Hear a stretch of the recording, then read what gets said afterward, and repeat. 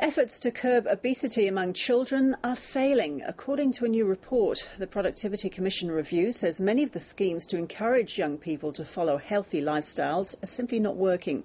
Latest figures show the rate of obesity among boys has risen dramatically over the last 2 decades to 10%, with 16% overweight, and among girls, 18% are overweight, while 5% are deemed to be obese. Louise Hardy is from the New South Wales Centre for Overweight and Obese Children. She joins me now. So, Louise Hardy, what are we doing wrong?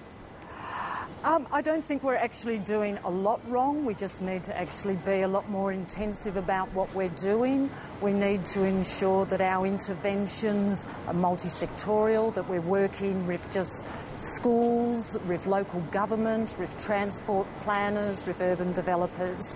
So there's a lot of good evidence out there that we are on a good road. So we just need to continue down that pathway. I don't think we're doing too much too wrong. Now, obesity itself seems to be a bigger problem among boys than girls, but it's the opposite among girls. More girls seem to be overweight than boys. Is there a reason for that? I think when you start to look at the different surveys that are conducted around the countryside, you'll find that we're actually getting slightly different figures across the way. One of the things that we do know is that children who are actually overweight are at risk of actually becoming obese. So that might be happening more amongst the boys. In New South Wales, we will shortly be releasing our data of school children aged between kindy and year 10. So it'll be interesting to see whether those prevalences remain the same in New South Wales. When we talk about being obese and overweight, can you just define those terms? What is the key difference between them? All right, while we actually do have statistical methods for defining what overweight is and what obese is, I think what we actually need to focus on is actually the harm that they do. So overweight children are at risk of developing a number of health conditions, primarily type 2 diabetes and cardiovascular diseases. So by the time they get to being obese, the metabolic foundations for a lot of these diseases are already laid down. And how influenced are young people by junk food advertising? In your view, should that be curbed or should it be banned?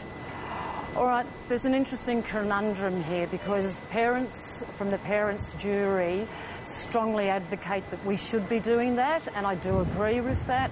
However, every time we approach the food advertising bodies, they say there is no effect. So if we say if there's no effect, remove it, but they continue to fight against it. In my opinion, yes, we do need to be curbing that, and that's based on what parents are telling us. And how much of the focus of this problem should be on getting kids outdoors more? Because there are increased temptations to stay indoors, the TV, the computer, for example. Briefly, Louise. Yeah, look, certainly the 21st century is encouraging more sedentary activities rather than physical activities. We know that about 2/3 of children do engage in some sport. However, that leaves at least a third who are not. I think we need to make sure that the children are actually meeting what the national government's physical activity guidelines are, and that kids should spend at least 1 hour every single day huffing and puffing, being very physically active. Louise Hardy, thank you. Thank you very much, Ros.